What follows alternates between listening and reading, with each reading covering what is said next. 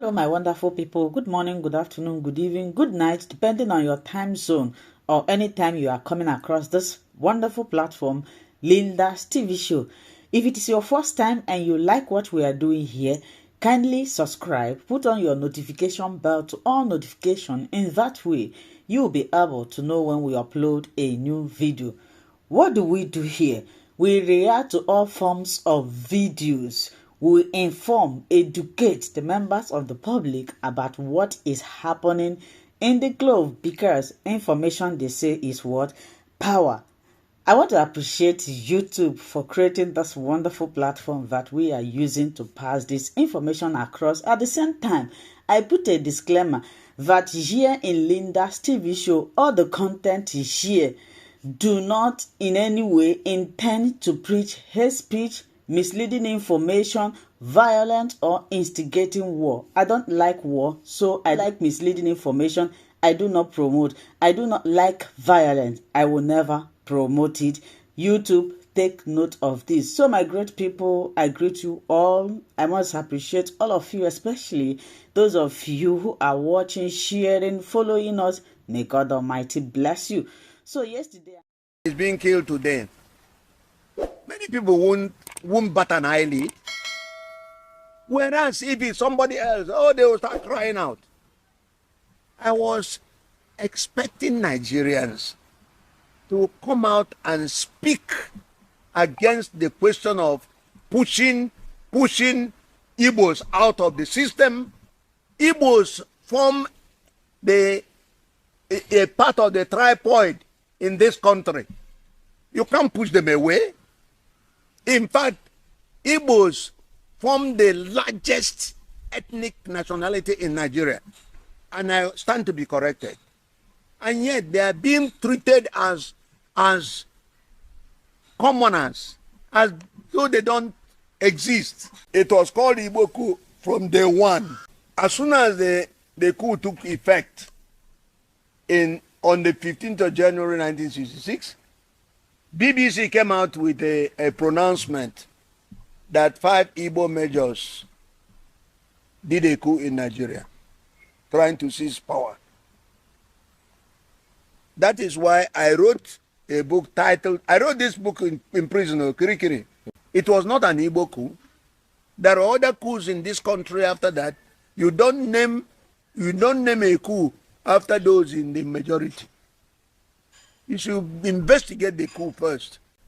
Because if anybody did the investigation, you would see that they might call it a Yoruba coup. Because it was only Awolowo that was standing to gain from that coup. Gowon is not saying a word. When he has opportunity to talk, he says, I don't want anybody to do anything about unity that will affect our unity. Unity is for the living, not for the dead. Dead people don't talk about unity. And therefore, what is important is that he should be a man and speak up. I don't have what it takes to introduce you or to say anything about you. Give us an overview of your life as a person. Thank you. Thank you. To start with, I am about 80 years old. 80 years old. In fact, by December this year, I will clock 80. Oh, beautiful. I believe I will be more because there were no registries when I was born. And if there were, nobody registered me. Okay. I chose the date I was born. In other words, when I was going for entrance exam in the 50s, I had to go and swear an affidavit as to my age. And I chose my age from my friends who were born about the same time. Okay. So my people told me. So I am about 80. I attended CIC Enugu and then joined the Nigerian Army in 1960. That is before independence.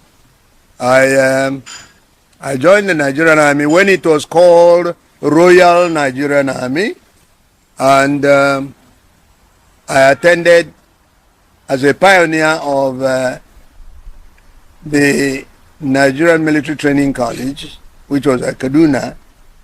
I attended it for 6 months, and from there I was chosen as one of the 5 people sent to Sandhurst.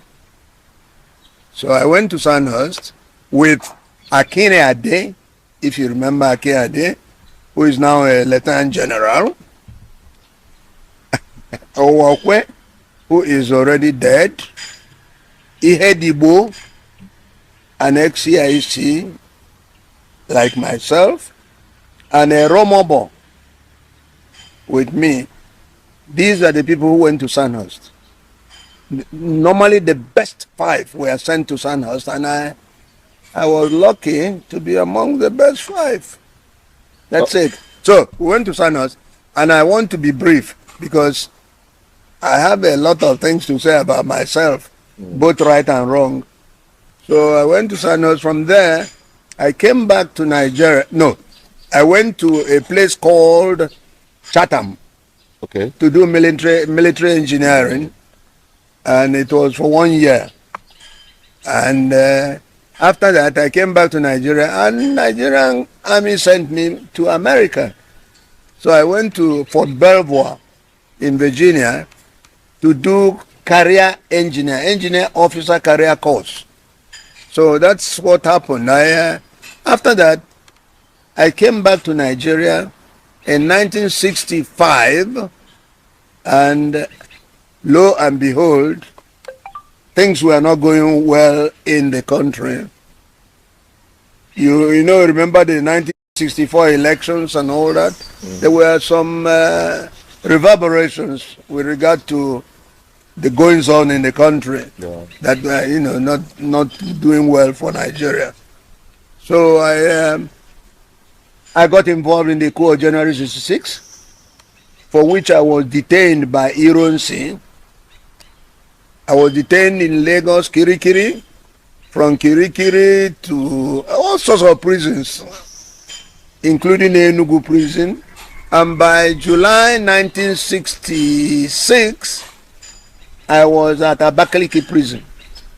I wasn't the only one. We were about 28 of us anyway. So I was detained there, and then there was July coup. Unfortunately, the coup, second coup, came in July, end of July. That is after the emergence of Gowon became a fait accompli. So Ironsi was killed by Northerners who did the July counter coup. Ojukwu, who was the governor of the East, decided that he will release us from prison. So I was released with Nzogu and other people who were not killed by the Northern Thugs when they struck in July 1966. Yeah. And that is because we were held in the East. Okay. And typical of, coups, the counter coup, had no effect in Enugu. It had effect in Lagos, in everywhere except Enugu. And so, and that was because some troops in 1st Battalion, which was at Enugu, heard about or had wind about the coup coming in, that's a counter coup, and seized the armory.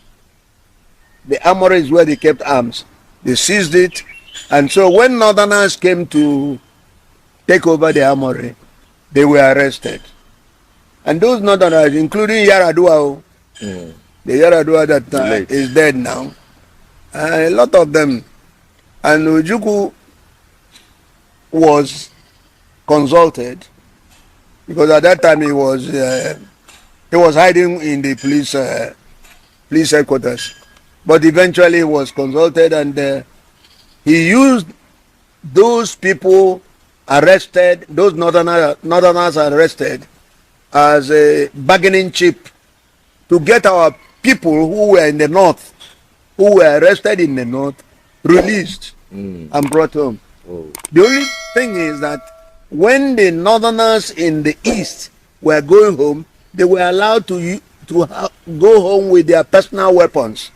Whereas those of our people who were in the north, who were allowed to go, were not allowed to go with their personal weapons. In any case, and they were lucky they had their lives with them. So that's it. After that, then the war came.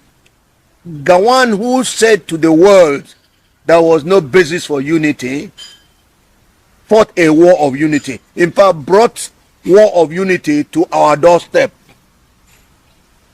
You understand? Yeah. Brought the war here, and that's why I don't have any regard for him, because he said there was no basis for unity. And in another breath, he talked about unity. He had reneged over the Aburi decision that no war should be used in solving Nigerian problem. Today, you can see what is happening in the political arena. Gowon is not saying a word. When he has opportunity to talk, he says, I don't want anybody to do anything about unity that will affect our unity. Unity is for the living, not for the dead. Dead people don't talk about unity. And therefore, what is important is that he should be a man and speak up against a man who is ruling this country wrongly. Because he was the one who imposed a war of unity on Nigeria. And many people died. Unfortunately, Nigerians don't have statistics as to how many people died either this way or that way. That is Nigeria for you. And anybody who cares can say anything and do anything and get away with it. Okay. That is not. So anyway, apart from the one saying basis of unity, we fought a war right now. That's why I'm traveling to see what can be done. Not that I want to continue living, because it doesn't bother me one way or the other. God's time is the best. Now, after the war, Gowon, the same Gowon said, no victor, no vanquished. But the same Gowon set up a board of inquiry headed by Adebayo. And the board of inquiry was to determine what we, ex-Nigerian army officers, did against Nigeria during the war. But he said no victor, no vanquished. And today, how are they treating us? There is victor, there is vanquished. Everybody knows that. All right? All right. So he set up that board of inquiry, and they determined that we should be re-arrested and detained. And that's what I covered in the fall of Biafra. How they treated us. We went back to Kirikiri. First of all, Porakot prison, where they were giving us, I don't know. It's not good. I don't want to rewrite a book. Let's just live, sleeping dogs lie. So I went to detention 1970, 71, 72, 73, 74. We were in prison. No trial. But thanks to Dr. Tai Solari, you remember him? Yeah. He made a march from Ikene to Lagos, persuading Gowon to release us. There were people outside Nigeria who were bothered about our being continually, being detained. And even some people went to the United Nations to talk about us. But Nigerian government, Gowon's Nigerian government, there were no detainees in Nigeria. No detainees. And so we spent about 5 years in prison without trial.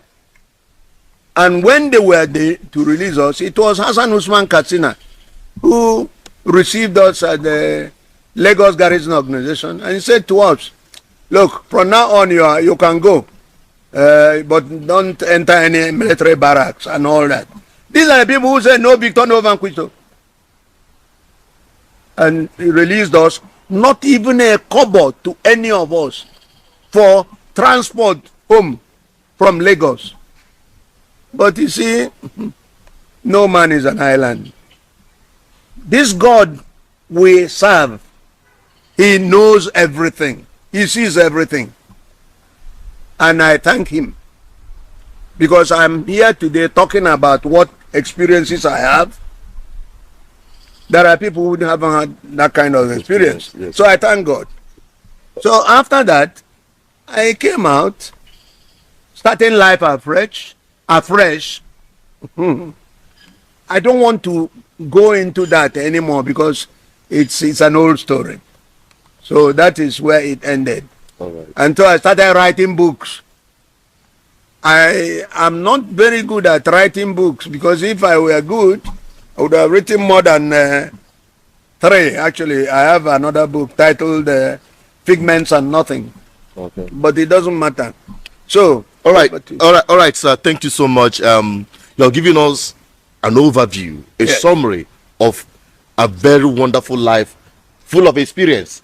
And we thank God for your life, that you're still here with us to share your experience Thank with you. us. Now let's go down to the coup, because from the coup, or from the political instability in the West, which led to the coup, then from the coup to the genocide war, yes, then to the current Nigerian system, what we are experiencing now. Now, you talked about the coup, or being co-opted into the coup. What led to the coup and all that? Give us an insider and personal experience of you being part of that coup, and why it is called Igbo coup. And you wrote a book called 5 Measures. Nigeria's 5 minutes. Nigeria's 5 Measures. Thank you very much. The thing is, I don't want to repeat what I have already said in my book, but the point is, the coup came as a result of our taking exception to what was happening in Nigeria. People making nonsense. There's a former governor of the North who wrote lately that Nigeria is ripe for a coup. Did you read it? Yeah, I think I saw it. What's up? Yes. Nigeria is ripe for a coup. When people come and start messing up other people's lives, because some people are not serious about leadership. They are not serious. They are not serious about Boko Haram. They are not serious, and they don't even want to involve you. They are divisive. They are pushing you away instead of bringing you in. And yet we had fought a war of unity. Can you imagine it? It is unconscionable that you should fight a war of unity, a war to keep Nigeria one and indivisible. And yet, somebody who calls himself a ruler or leader is dividing the country, pushing people aside, saying this is not qualified or qualified. This is ridiculous.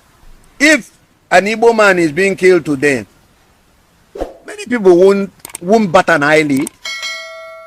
Whereas if it's somebody else, they will start crying out.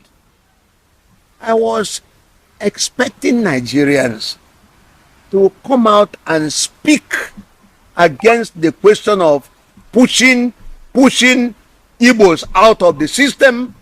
Igbos form a part of the tripoid in this country. You can't push them away. In fact, Igbos form the largest ethnic nationality in Nigeria. And I stand to be corrected. And yet they are being treated as commoners, as though they don't exist. Okay, but you see, let me just say this. People say, so the best thing is to ignore all those things and move on. Okay, but why was it called Igbo coup? Now, who made it Igbo? I have already explained it in my book. It was called Igbo coup from day one. As soon as the coup took effect, on the 15th of January 1966, BBC came out with a pronouncement that 5 Igbo majors did a coup in Nigeria, trying to seize power. That is why I wrote a book titled, I wrote this book in prison, Kirikiri, even though we are not allowed to write, but it doesn't matter. So I wrote it, calling it Nigeria's 5 majors. But in the text, I explained that it was a wrong nomenclature given by BBC. In other words, I was castigating BBC for the word 5 majors. Because there were more than 5. There were in fact 8. The thing is, Igbos constituted at that time more than 60% of officer corps of the Nigerian army. So you would expect that most of the people to do a coup against the government should be in Igbo. It was not an Igbo coup. There are other coups in this country after that. You don't name a coup after those in the majority. You should investigate the coup first. Because if anybody did the investigation, you would see that they might call it a Yoruba coup.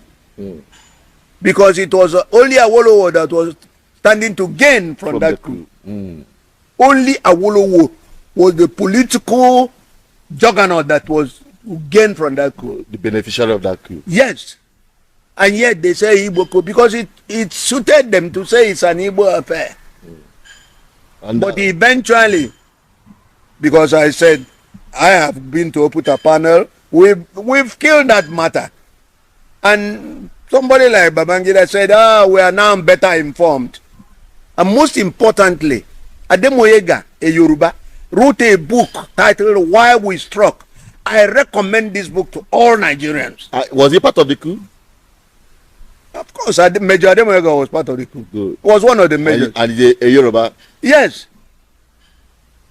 And he said, he claimed in his book, Why We Struck. I'm saying it emphatically so that anybody can go and buy that book. It's in the bookshops. Incidentally, he's dead now, but the books are there. Okay, Why We Struck says, we are only 3 that did the planning of that coup. And he named them. Himself, Ademoyega, is from the University of London. He read history before joining the army. Nzogu, from Opanam, and Ima Ifajuna, 3 of them. Any other thing you hear? And they were to do that coup in 1961. But you see, they kept postponing it. And they had reasons to postpone these coups. Because if you are going to do a coup against, let's say, A, and A is not in the country, what do? Do a coup in vacuum? No, it's not done. Okay. Now, you talked about the Oputa panel. Yes. And before we get to that point, because the Oputa panel was set up during the current dispensation, democratic dispensation. Under Obasanjo's yes. Presidential dispensation. And Oputa panel recommended that Igbos should be apologized to and they should be compensated. I want to stand corrected. And of course, Obasanjo came out openly saying, my government will not apologize to anybody and we will not pay compensation to anybody. He said it on TV, NTA. So now, after the war, after that genocide war, yes. Many people, the videos are out there, what our people passed through, what you experienced, the kind of suffering, deprivation, air barricade and the land, sea blockade and all that, the yes. Now, after that war, a victor, no victim, no vanquish. Yeah, was declared, and they called a program. They called 3 hours: the reconstruction, the rehabilitation, and the reintegration. How did that go? How did it go? Yeah. How did it go? Sorry. Yeah. Now the point is this: even if we cry from here to thy kingdom come, if the government of the day doesn't want to do anything, it won't do anything. We will always be talking while they will be chopping. All I can tell you is, Gowon said they were going to have the 3 R's: rehabilitation, reconstruction, and whatever it is. What has he done? Boko Haram is being fought in the northeast today, but they have been reconstructing and rehabilitating them. Do the amount of money being voted, the one of Biafra that was fought how many years ago? It ended in 1970. Who has been rehabilitated? Nothing. What have been reconstructed? But you see, Obasanjo has given us a hint as what decisions they took after the war, because Obasanjo was the commander of that Marine Commando, and it was through them that the war ended. Okay? At Owerri. So he has given us a hint that they took a decision against Igbo, against Igbo. Yes. So we know. And let me tell you, it's not good to be crying like a baby. It's not. I know that Igbos can take care of themselves. That's why I detest the idea of anybody talking about want to be president. Why do you want to be president? President of what? We should know what is happening, sit down and talk, and decide on the modalities for moving forward. What we should do is not to cause another civil war, but to handle our fate, holding our fate in our own hands. Okay. Simple, and we can do it. And okay, before we get to that, because I'm still going to come to that now, the issue of Biafra have resurrected.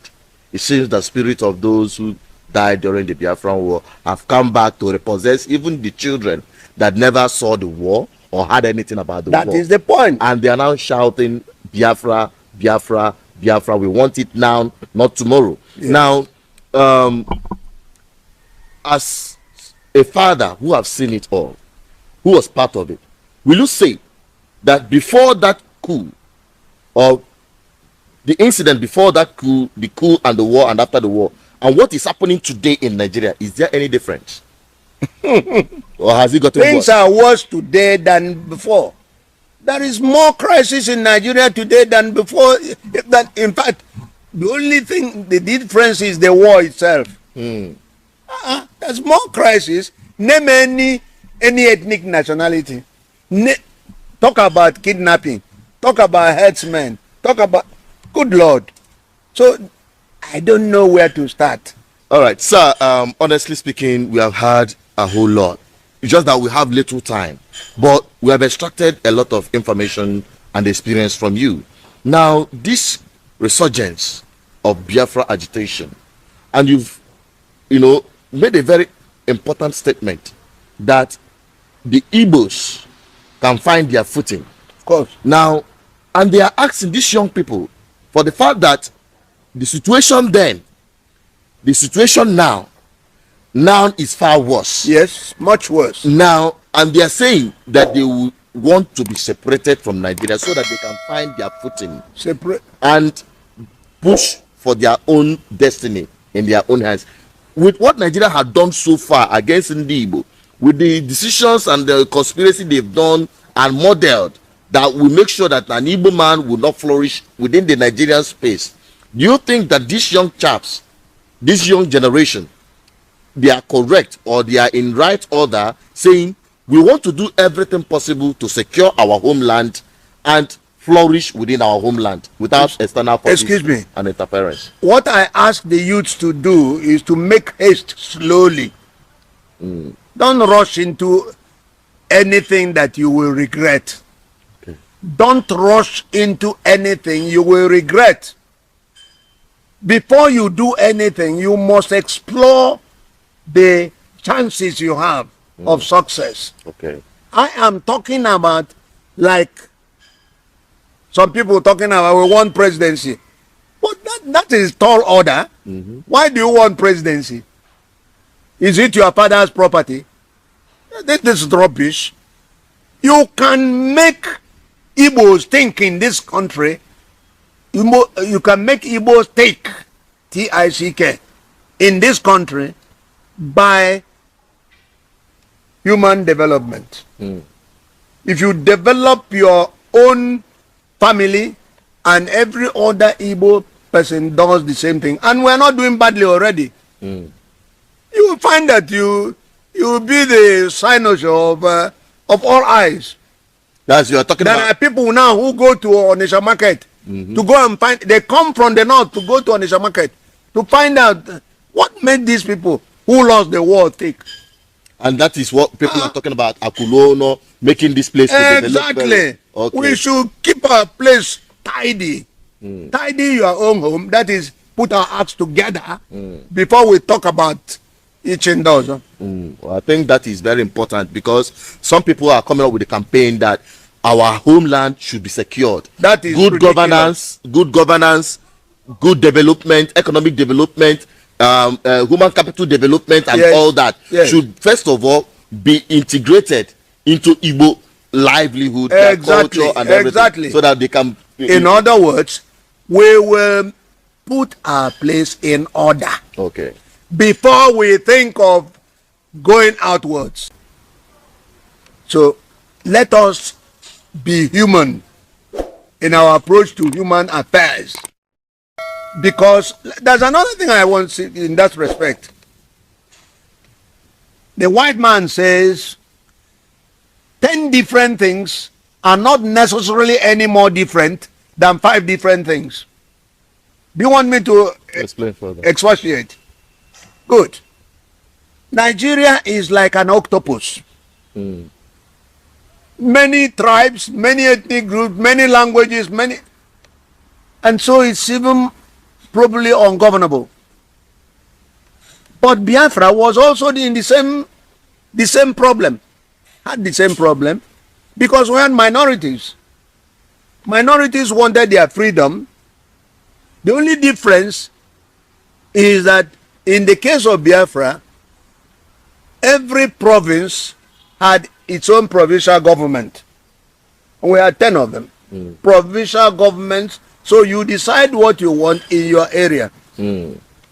Like a confederation system.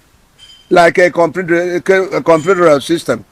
Now, but all these things will work if you have a frame of mind to accept other people's ideas too. Compare them with yours and don't rush into decisions. So that what is important is that we should put our own acts together. One is manpower development. Ndị Igbo should have it as first priority. Manpower development. And we are not doing badly. I have said so before. We are not doing badly. Most of the families in Igbo land, most of the families have doctors, lawyers, engineers, and all that.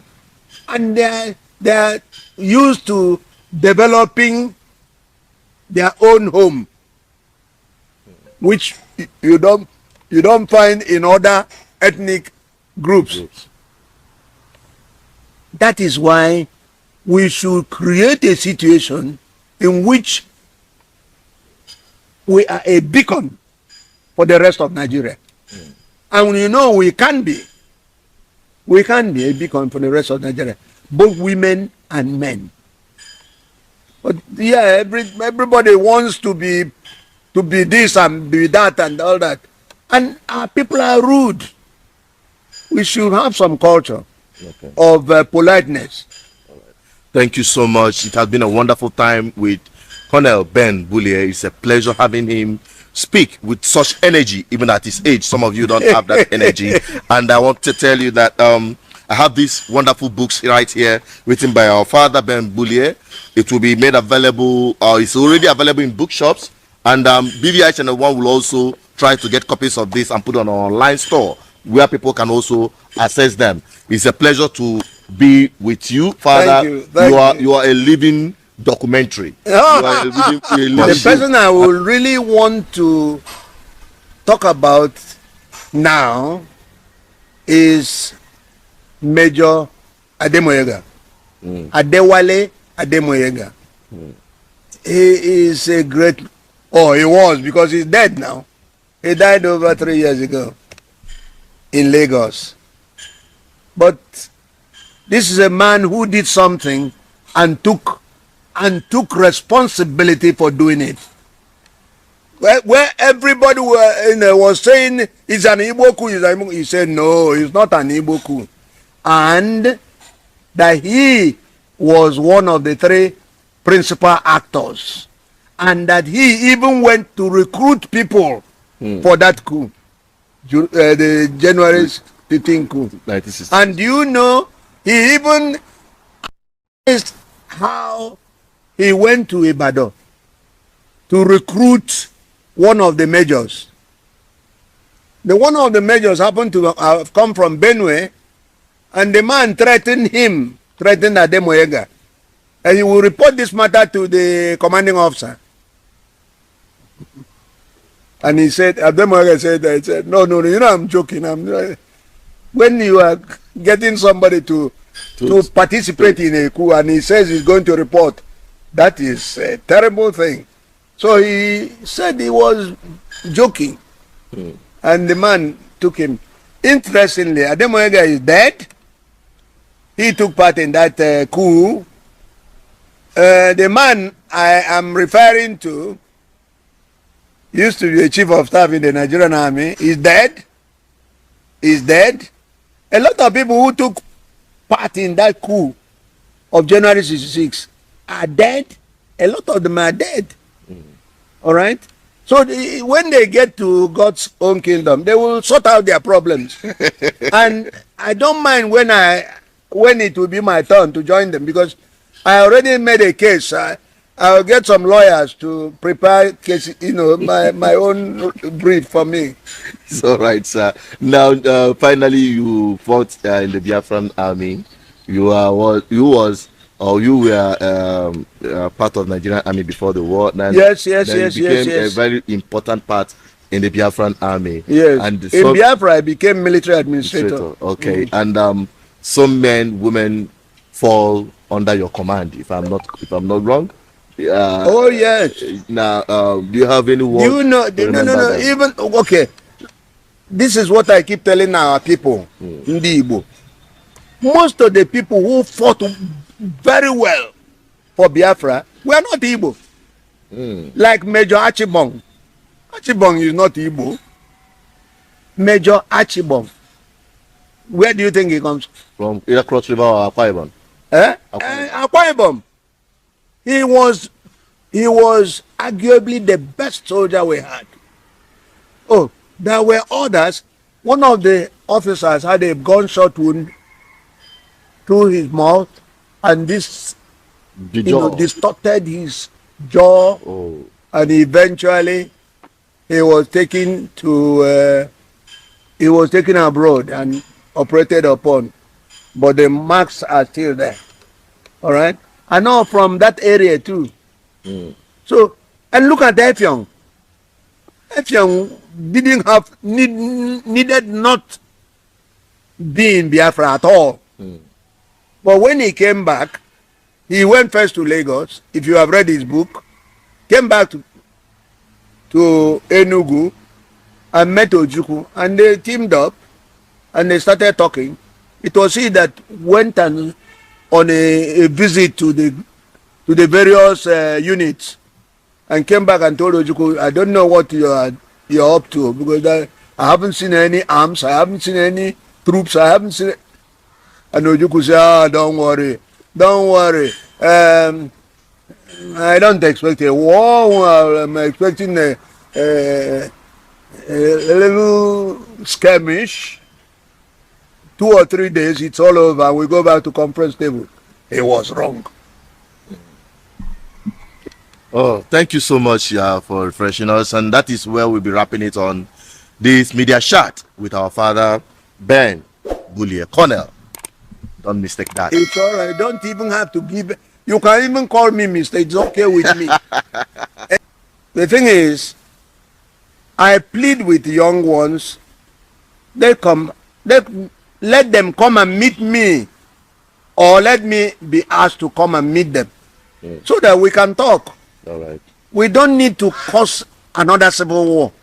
One is enough in a lifetime. All right.